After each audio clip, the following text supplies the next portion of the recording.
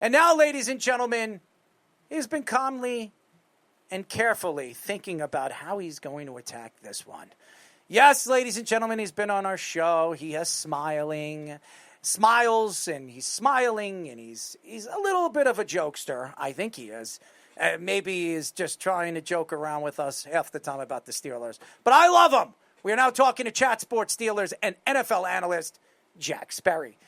Jack-o'-lantern, what's up, man? Hey, guys. Good to see you. Can you hear me okay? We hear you. You sound good. Great. You sound clear. I don't know about Aaron Rodgers, but you sound clear. I've been waiting for you to come on this show, man. I really have been. I mean, the praise of Russell Wilson last year as he went to, a Pro Bowl, because nobody else wanted to play in that flag football game. And then we loved Justin Fields, and they couldn't sign him because they failed once again to keep him happy because they decided to go with Russell Wilson 4 games or 5 games of the season when he had a winning record. He was 4-2 or whatever the record was before Mr. Russell Wilson took over. And then they had no quarterback. And until really the end of OTAs and going into the preseason, they were trying to figure out who's going to be their quarterback. But Aaron Rodgers' name kept being brought up. Mike Tomlin and Aaron Rodgers have a relationship off the field. The love fest of Mike Tomlin when he heard that Aaron Rodgers wants to be a Pittsburgh Steeler. When every single Steeler but maybe 1 or 2 that we've heard really didn't want Aaron Rodgers on that field and on that roster because of his antics on and off the field. Well, you've watched him in the first 3 games of the season. Assess what you have seen, and I don't want to hear about the Jets game. That's perfectly fine. I think he's actually been one of the better parts of the Steelers' offense to this point. I think that he's been generally pretty accurate. He's not very mobile anymore, which sucks because the Steelers' offensive line can't seem to protect him right now. And really what's been the big issue with the Steelers in the passing game has been DK Metcalf, Pat Freiermuth, and Jonnu Smith in particular haven't been getting open against man coverage. So, and then you got Calvin Austin, who's a smaller guy. He can get pushed around a little bit. And, I think Rodgers has been generally pretty good with the football. He's had a couple of really stupid mistakes throwing the ball into harm's way at times. But he currently is tied atop the league in touchdown passes right now in the league. They've been really good on the script on the first drive of the game. They've scored on the first drive in all 3 of the first 3 games so far. Jalen Warren's doing some really good things for that offense, but the offensive line has been terrible. They can't run block. And then they're getting into a lot of 3rd and long situations right now, and you can't separate against man coverage. So the offense has certainly struggled at times here, but Rodgers has had some really nice throws. He's made some really great throws out of structure as well. And then when they were able to kind of manipulate Aaron Glenn's defense there in week 1, they were able to put up 4 touchdown passes. So I think, Rodgers is one of these quarterbacks that's no longer capable of carrying a roster anymore, but he is somebody that's capable of executing the offense. He's still one of the smartest quarterbacks in NFL history. He still has really great arm talent. The ball still flies out of his hand. He still has that signature quick release. So he's somebody that if they can get a little bit of a run game going, if they can maybe trade for a receiver before the deadline to get a little bit more separation against man coverage and get some of these teams out of these too high shells that they've been seeing a lot to start the season, then I think everything will be okay. So DK Metcalf, kind of the usage of it, we're seeing him more on short routes, especially against the Jets. You saw him after the catch a lot of the time too, and against the Seahawks too. They tried it in the beginning, but he's usually thought of more as a deep threat. Are you surprised that they're using him a little more in those shorter games when he has that much athleticism? Well, they used him in that way a little bit in the first game, and then since then versus Seattle and New England, they've actually just been really putting him out on streaks and on fades. And because teams are not afraid of the Steelers' run game, they're playing a lot of too high safety shells. And when you're playing a lot of too high safety coverages, it's a lot more difficult to throw the ball down the field. So a lot of these teams are allocating another safety to take care of DK Metcalf, and there's not really a lot of opportunities to get him the football. And then another issue is, a lot of these teams are just manning up DK Metcalf, and he's not separating. There was a chart that went out earlier this week with separation metrics, and DK Metcalf is dead last among receivers with at least 40 snaps this year in separation versus man. So you're paying that guy $33 million per season, and he's not separating versus man coverage. I actually think that they should be using him more in the short yardage game and start using him more like Arthur Smith used A.J. Brown, where Brown was catching all those slants. He was catching those short drift routes over the middle of the field off of play action, and they would try to get him the ball out in space where he can make people miss, use that big frame, and then once he gets going, DK Metcalf is one of the more unstoppable forces in space just because he's so big. There's no defensive back that wants to tackle him in space, especially with a head of steam. And I was hoping they were going to use him kind of like they used A.J. Brown in Tennessee and get him the ball over the middle of the field with a head of steam there. But really, they've just been really using him mostly like George Pickens to this point as like a true deep threat. And because of all these teams playing these kind of two high safety coverages and playing a lot of man, there's just not a lot of opportunities to get him the football in that type of situation. Yeah, Jack, you kind of touched on a little bit the offensive line too, and obviously going in with Caleb Johnson too, seeing how you've been writing and touching on that. What is your assessment of him, and do you think people have been a little hard on him early, as you touched on your X Twitter a little bit? It's interesting how you talked about, Aaron, not being mobile anymore, and then the offensive line there. Do you think that's played a part too in Caleb's either development or how he's been productive or not as productive as people thought? Yeah, so Caleb coming in, he had some pretty definable weaknesses in his game. At Iowa, they really were just a run-centric football team, a lot of outside zone, and he wasn't really asked to pass protect all that much because they didn't pass the ball, and then he wasn't asked to be much of a receiver because they didn't pass the ball. So he was really in that early down role all the time at Iowa. So that's a brand new skill set that he needs to learn in the National Football League, and he's also been trying to learn kickoff return stuff, and none of those things have come to fruition this early into his NFL career, which is disappointing. You would hope that that development would be there, but it's just not. And right now, Jalen Warren is playing so well for them that it doesn't really make sense to play him on early downs either, because Jalen has been fantastic. So there's no room for him to play an early down role. He doesn't have the skill set to play passing down role. And then obviously he had that big mistake on the kickoff in week 2 versus Seattle. So he got benched with that. So there's just not a whole lot of places where he can contribute to the team right now. But, they're hoping that as, he's in this kind of low stakes role, he's not on the field all that much, that he can hone his craft in practice. And then maybe by the end of the season or by the start of his second season, a lot of those things like pass catching, pass protection, all the things that he's working on right now kind of get ironed out. And then hopefully by year 2, he can be a real solid piece for that backfield. First of all, Caleb better be doing it a lot quicker than that. I drafted that SOB. He better be playing a lot better in the second half. I don't want to wait until next year. He needs to play now because he's one of those running backs that I'm going to be using as, especially with the flex leagues that I have. I expect him to do more. By the way, we are talking to Chat Sports Steelers and NFL analyst Jack Sperry. Jack, the AFC North has always been the dominant division in football. One of the top 3 for the last, I would say, 12 years, 13 years. You can't argue about Baltimore, Pittsburgh, the Bengals. Even Cleveland's been up and down. A couple of years ago, Speedy had them going to the Super Bowl. 4 years ago, yes. Yeah, he was on drugs. I'm just speaking. I was right about the Rams winning it all that year. You were on drugs. Anyways, but the fact is, and I love Baker Mayfield, by the way, who's now the Tampa Bay Buccaneers quarterback. But if you're looking right now at that division, the division has not really been that good. If you look at Pittsburgh's defense from last year, they're nowhere close to as good as they were over the last 2 years. If you look at Baltimore's defense over the last 3 or 4 years or the last 20 years, they're ranked 30th right now in the NFL.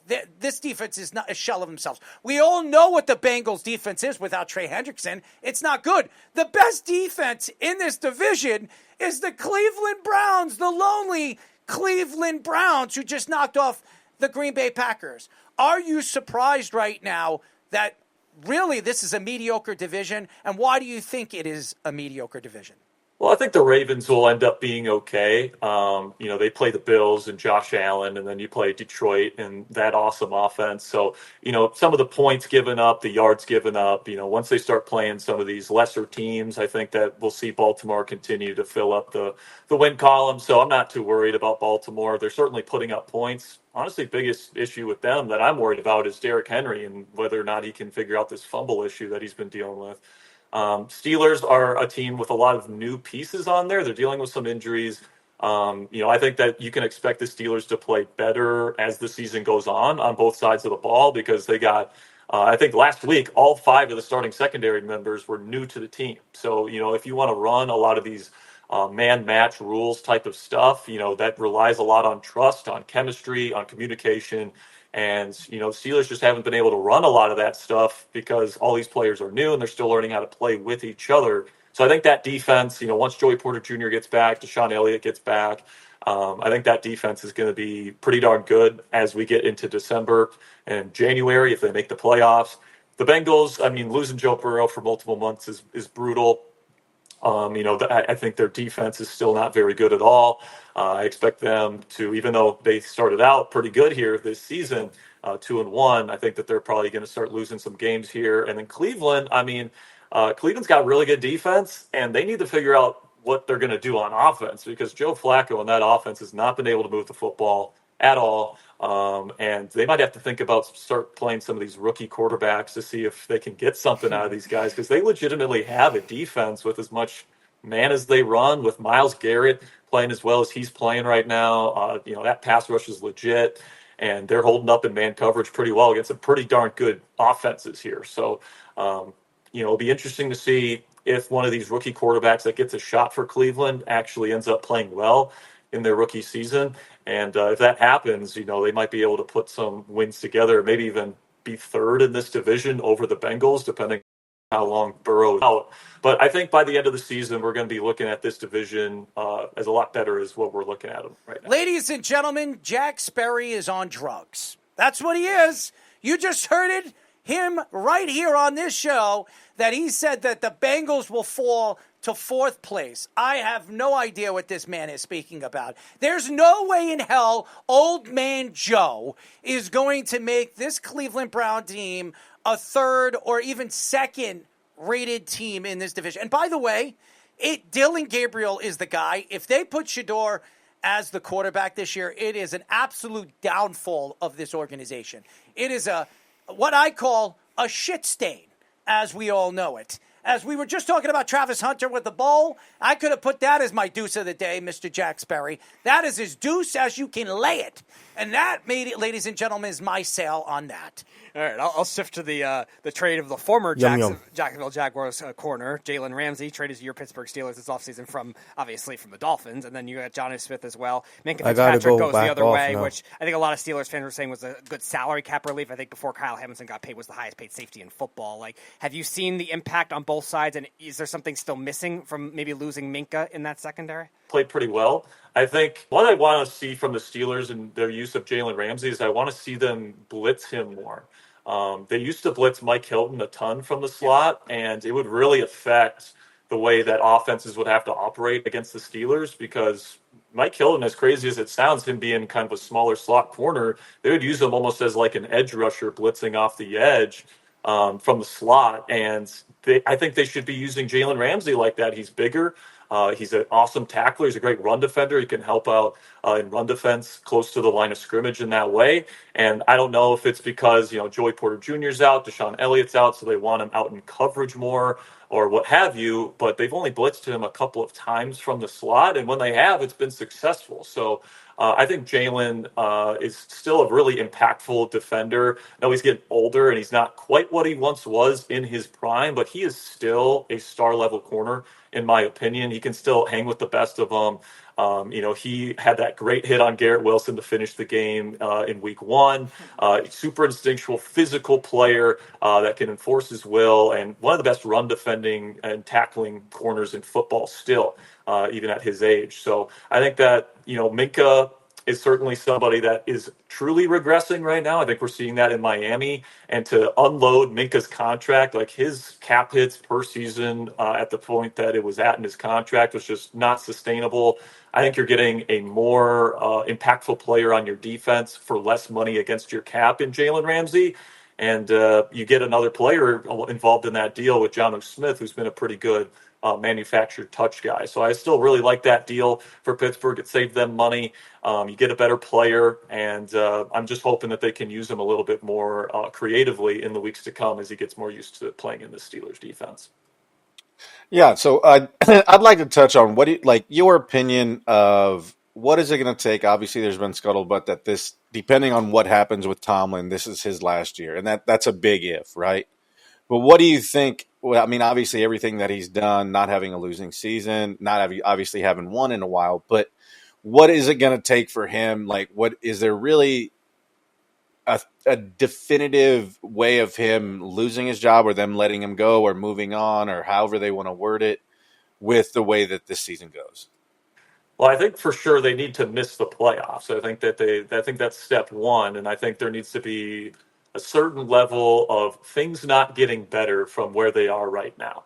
Like right now, the Steelers offense, they're scoring points because they're doing well in the red zone. They're doing some good things, and the defense is turning the ball over. They're doing some good things, but the offense really isn't moving the ball, and the defense isn't really stopping teams outside of turning the football over. So if some of these things that are going wrong don't get better, despite the talent on this roster, let's say they finish 7 wins this year, 8 wins this year, and they miss the playoffs, and the Steelers want to kind of reset and embark on a rebuild moving forward, I'm not sure if the Steelers want Mike Tomlin to embark on a rebuild and be the guy that leads this team through that. And then B, I'm not sure if Mike Tomlin really wants to go through a full-blown rebuild either. So I think at that point, what happens is the Steelers and Mike Tomlin kind of agree to part ways. And the way that they do that is they look for a trade partner to get a draft pick in exchange for him. And for a coach like Mike Tomlin, future Hall of Famer, never a losing season, or at least not to this point,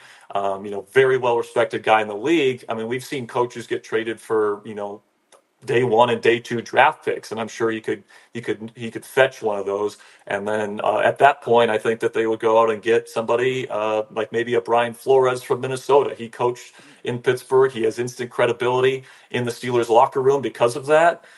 He's a great defensive mind. And the Rooneys, I know he's got that lawsuit going on with the NFL right now, but the Rooneys don't really care about that. They just care about who's the best for the job.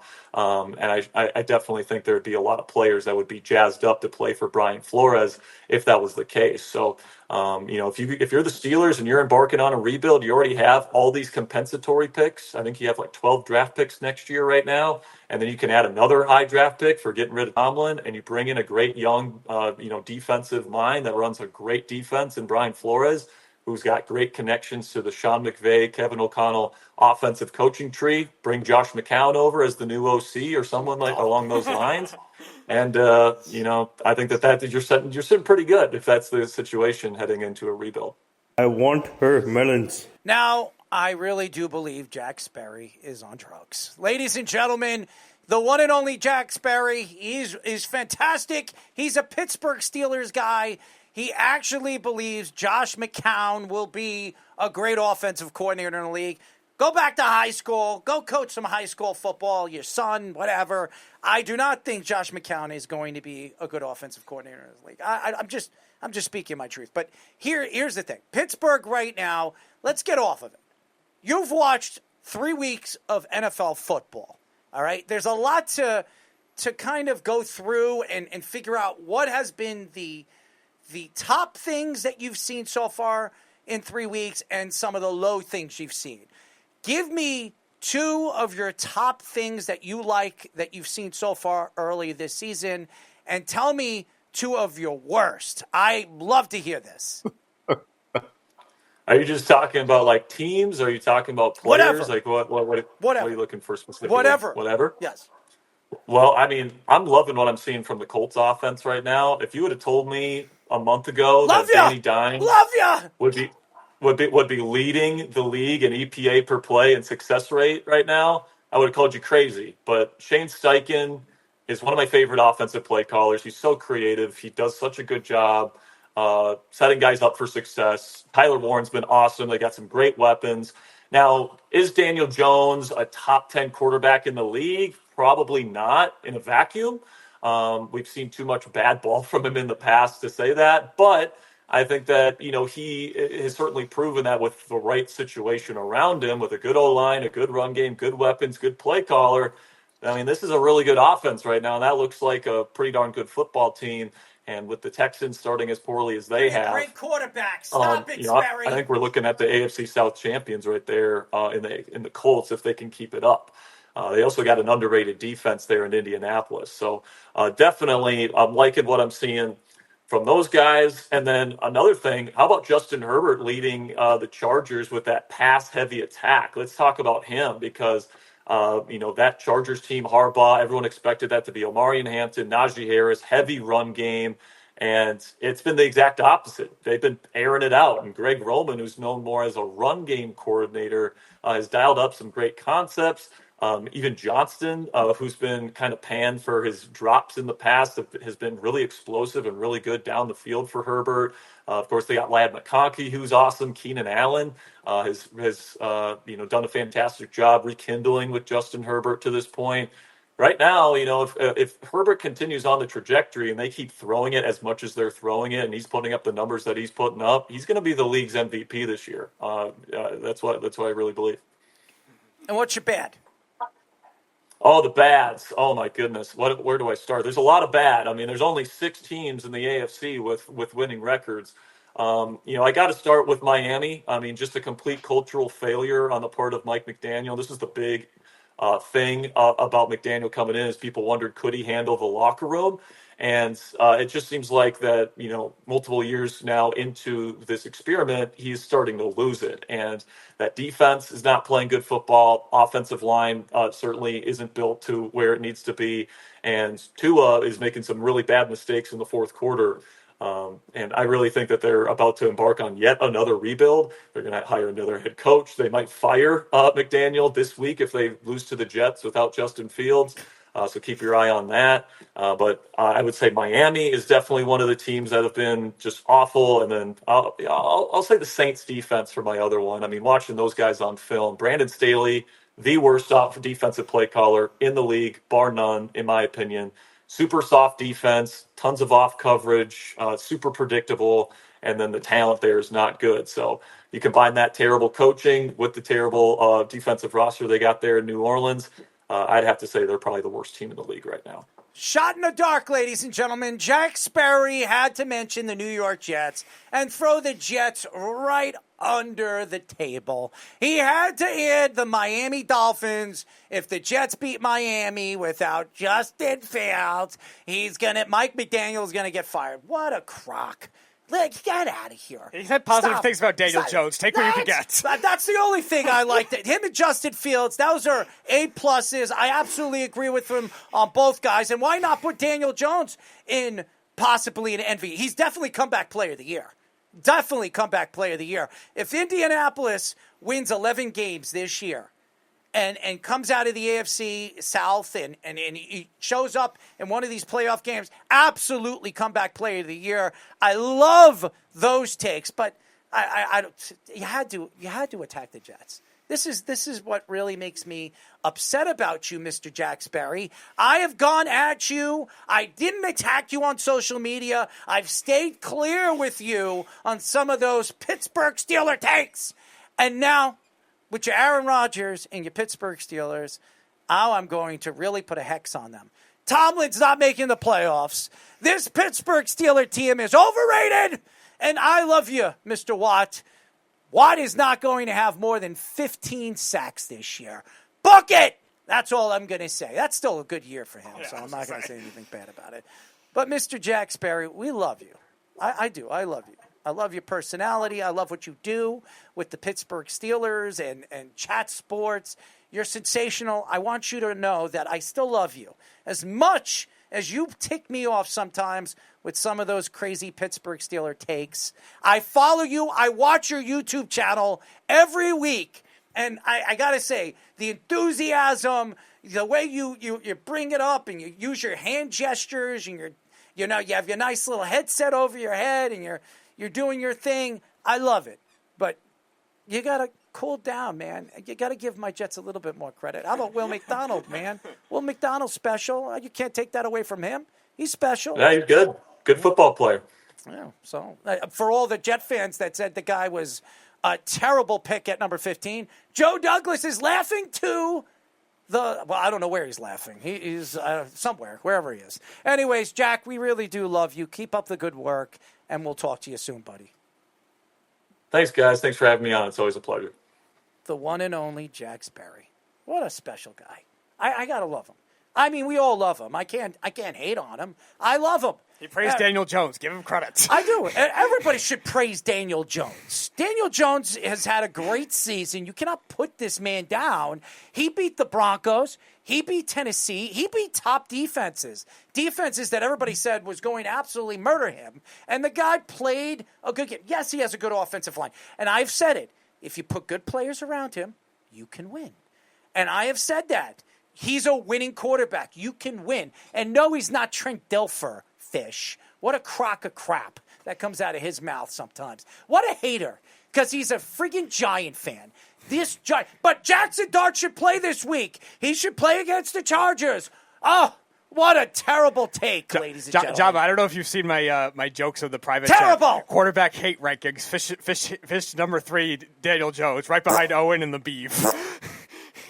Oh, 100%. To be fair, I said he should play Jameis this week because maybe Jameis is crazy enough to confuse a good Chargers defense because who knows what Jameis is going to do. It's a bunch of doo-doo. Listen, everything that comes out of this man's mouth tonight is doo-doo. It's crap. I've fallen and I can't get up. As the commercials I used to watch as a kid.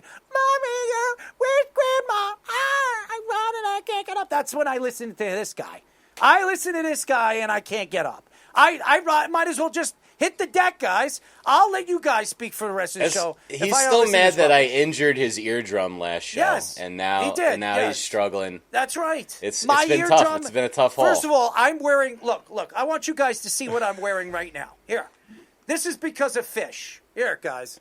This is because of Fish. That's not true. You told me you got those months ago. See that? Is that rolled up toilet paper?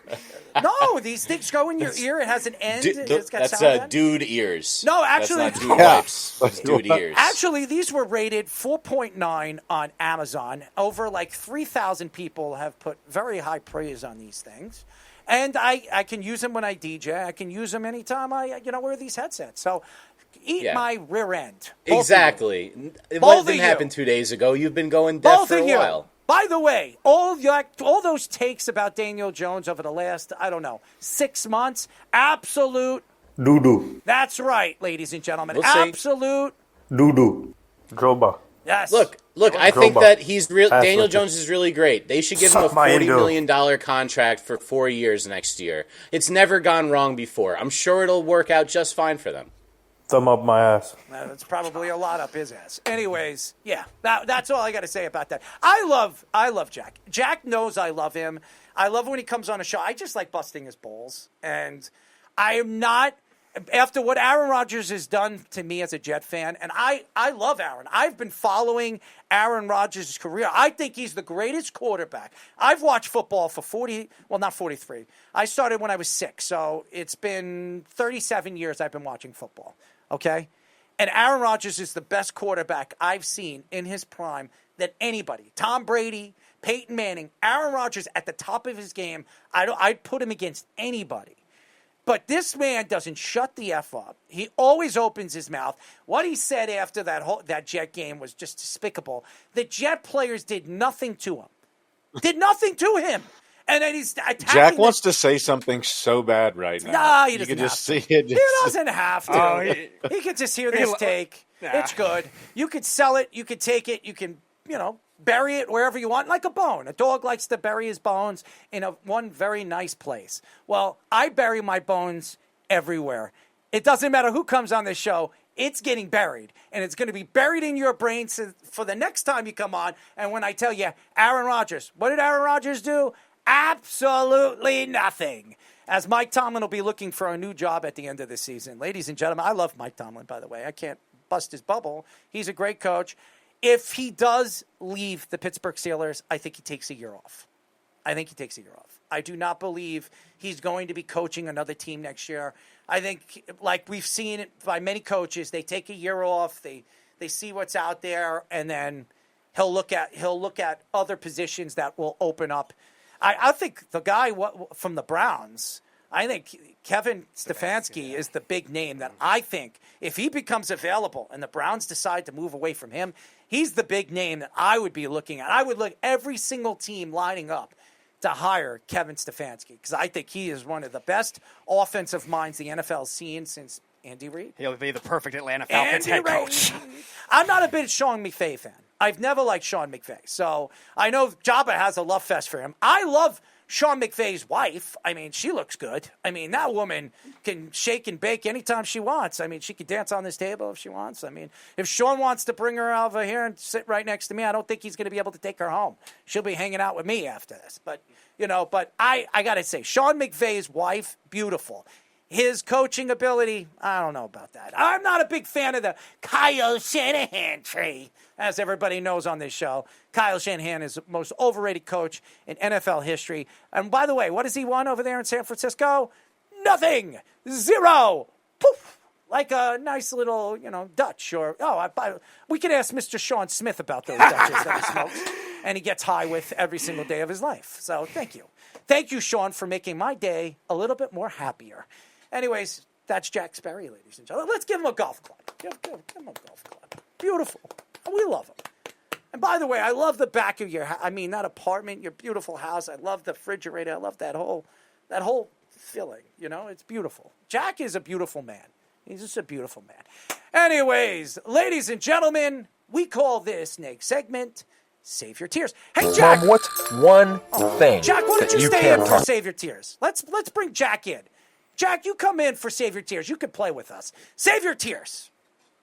One thing that you can't talk to me about. My sexual fantasies. No! No! Say you're sorry! It is not ideal, but if it's what me, it is not ideal, but if it is not ideal, but if it is what me... You can't triple stamp a double stamp! You can't triple stamp a double stamp, Lord! You can't triple stamp a double stamp! Lord! You guys! Enough! And now, it's time for Save Your Tears. Poops gets no cooch. All right, guys, welcome to another episode of Save Your Tears. This is for week 4 of the NFL season.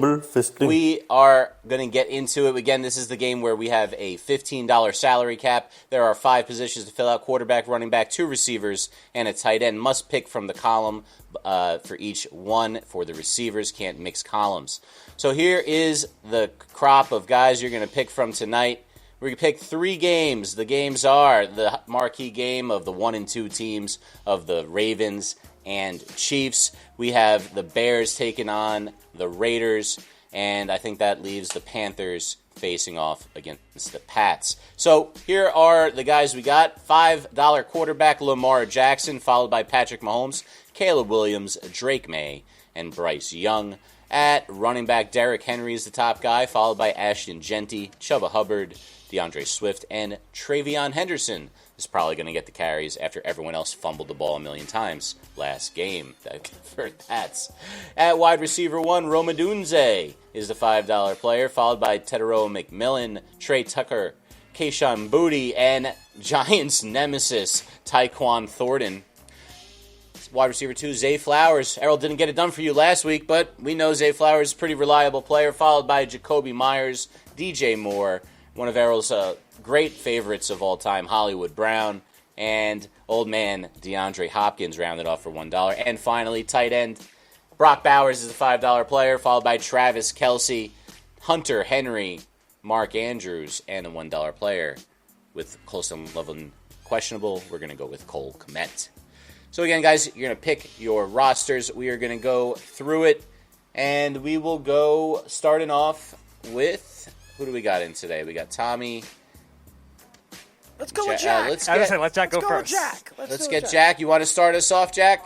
Yeah, sure. We can start here. I'm going to go with... This one's tough. for the quarterbacks. How about this? I'm going to go. Oh, I should mention, Jack, it's Yahoo PPR scoring. Oh, so this is fantasy? We're using that scoring system. So if whatever they get in the week, we're just tallying them all up, whoever your team has made. Oh, I thought we were just doing this in terms of like a regular lineup, not fantasy, but I can do this here. Let's do, this one's tough. Got to go, for fantasy here, I think I got to go Lamar Jackson with the 5. It's just too much with the rushing and everything else. Number 2, with the running back, I'm probably going to go Chuba Hubbard, so that puts me at 8 already. Gosh, darn it. Chuba won me my fantasy league last year, by the way. He's phenomenal. I'm going to go with Kayshon Boutte with the $2 there to save me some money. Kayshon is making some nice catches, making a nice dent in that Patriots offense. I'll go DeAndre Hopkins with $1 there. DeAndre's made some nice catches, so I'll do a little bit of a stack there with Lamar and DeAndre. How much do I have left here? So I got 3. You got 4. 6. I've got $4 left. All right, so I'm going to go. Let's go Mark Andrews. Let's go all Ravens here, huh? Let's just go with the Ravens offense. Mark Andrews with the 2 there. Interesting. All right, so I have your team as Lamar, Chuba Hubbard, Kayshon Boutte, DeAndre Hopkins, and Mark. Actually, I think I have a couple dollars left, don't I? I have a couple dollars. Yeah, you could actually upgrade 2 if you want. If you want to upgrade. Yeah, let's go. Ted Aurora McMillan with the first receiver then. All right, so we're gonna go with T-Mac, which would be so much easier if we all just start calling him that. Teddy Roa, tongue twister. Teddy Roa. All right, so Lamar, Hubbard, T-Mac, Hopkins, and Andrews. All right, let's move on to our intern Jarrett. You're up. There we go. Give me Lamar Jackson, Derrick Henry, just to use all my budget right away. And then I'm going to go with my Baylor guy, Tyquan Thornton, Hollywood Brown, and Mark Andrews. Wow, what a squad. Hollywood. For life. All right, so I got your team, Lamar, Henry for $10, then Thornton, Hollywood Brown, and Mark Andrews. Tommy Scoops, you're up. All right. I was already looking at this. I'm going to be a big spender.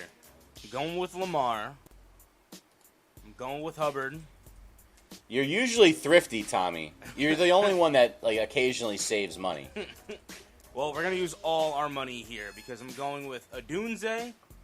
And then that leaves me with $2 left, so I'm going with Hopkins and Kmet as my wide receiver 2 and tight end. All right, Cole Kmet. All right, so I got you with Lamar, Chuba Hubbard, Romadunze, DeAndre Hopkins, and Cole Kmet. That's correct. All right, I guess I'll go next.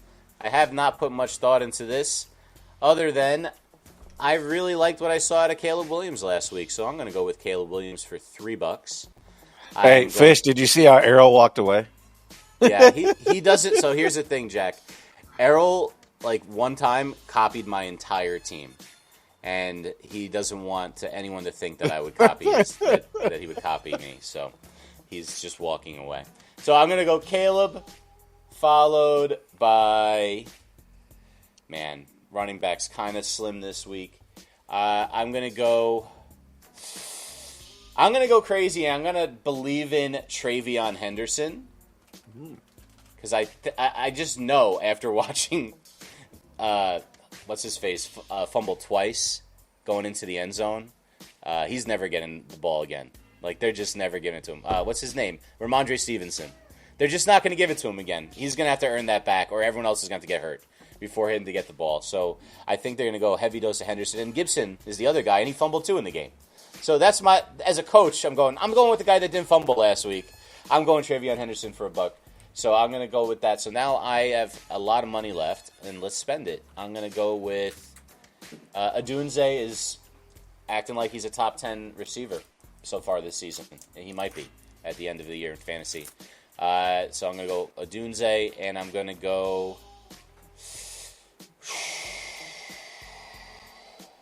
I'm going to go Hollywood Brown. How much money did that leave me, Speedy? Hollywood Brown.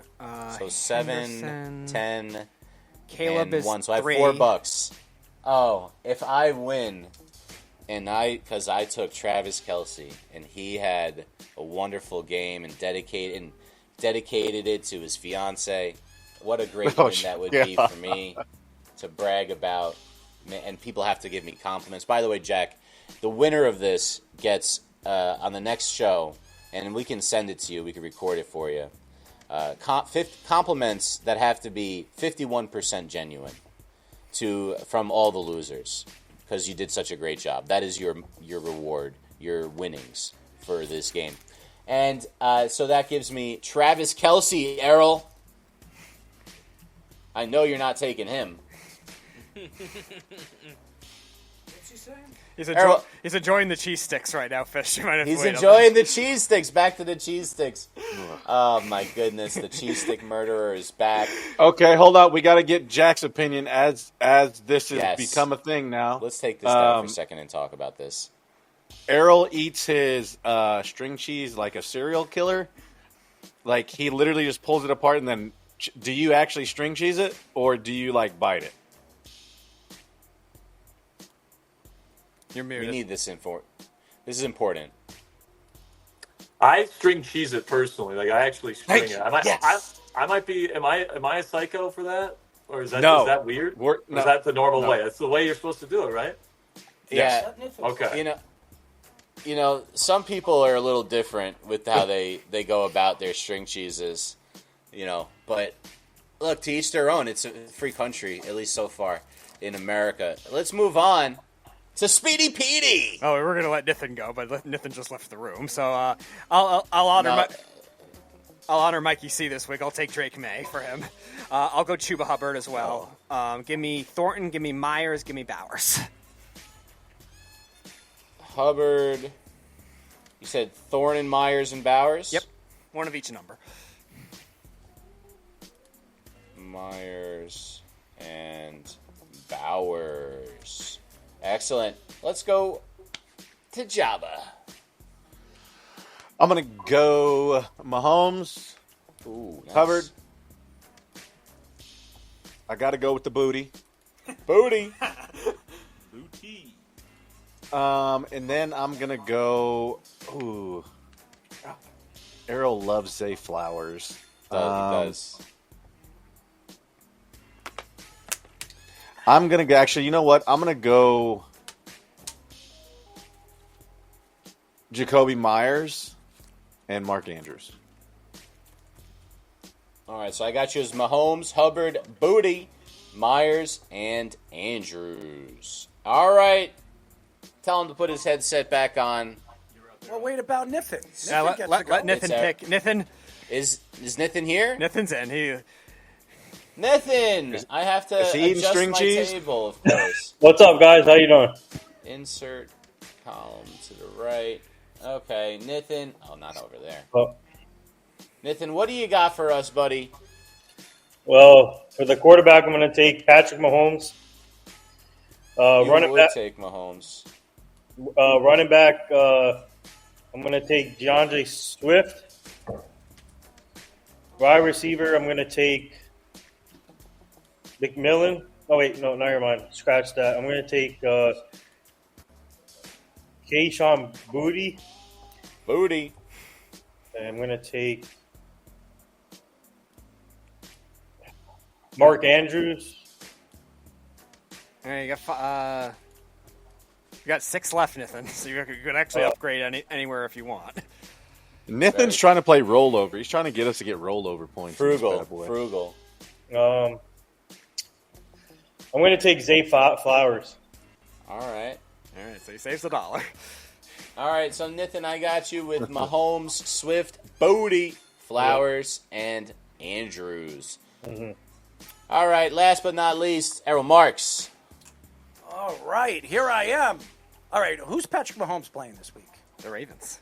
It's Chiefs Ravens. Chiefs. The games are Chiefs Ravens, Bears Raiders, and Patriots Panthers. I'm trying to figure out how I would go with this. I know Lamar Jackson would go. It would be the right move over there, but everybody's going Lamar, so I want to go somewhere else. I like Caleb Williams. Only 3 people went Lamar, just so you know. Only 3. Yeah, So and Patrick Mahomes is in real need of a good game. That's the thing. But Caleb Williams has looked good over the last week. So, and they're playing Vegas, and their secondary is horrible. So, all right. I'm just going to go with this way. I'm going to go with this way. I'm going to go Patrick Mahomes. I'm going to go Hubbard. I'm going to go with McMillan. DJ Moore. And how much do I have left? 1 left. I'll go with Cole Kmet. All right, so I have you as Mahomes, Hubbard, T-Mac, Cole Kmet, and DJ Moore. All right, so here it is. I'll show everybody the entire roster of everybody. We got 2 Mahomes, 3 Lamar Jackson, a May and a Caleb. We've got 5 Chuba Hubbards and a couple of other ones. We got pretty spread out at receiver, I would say. No one really jumps out as being taken a lot. We've got a couple of Cole Kmet. Mark Andrews, 4 people took. Most common. Tight end. Again, compliment chorus coming up next Monday to the winner of Save Your Tears. Because you can't complain about it. No, That's somebody's going to complain. But, Jack, that was your first Save Your Tears. We appreciate you, and we'll let you know if you win. Because there's a good chance you could win. I mean, it's all about luck, honestly. Fantasy's luck. That's luck. But it's fun. It's always fun